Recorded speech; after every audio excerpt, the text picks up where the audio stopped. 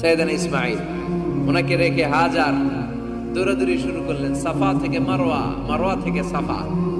আহা, এখন air condition করা, 4 তলা এয়ার কন্ডিশন করা, তো সুন্দর পরিবেশ, এরপরে দৌড়াতে দৌড়াতে আমাদের ঘাম ছুটে যায়। না জানি সাইয়েদাতুনা হাজার কি কষ্ট করে সেখানে দৌড়াদৌড়ি করেছিলেন, না জানি ওনার কি কষ্ট পোহাতে হয়েছিল। উনি সাফা থেকে মারওয়া একবার, মারওয়া থেকে সাফা একবার 60টা চক্কর দিলেন। এই 60টা চক্কর, এই দৌড়াদৌড়িটা আল্লাহর কাছে এত ভালো লেগেছে, কিয়ামত পর্যন্ত সব হাজীদের জন্য এই জায়গায় দৌড়াদৌড়ি করাটা আল্লাহ ওয়াজিব করে দিয়েছে।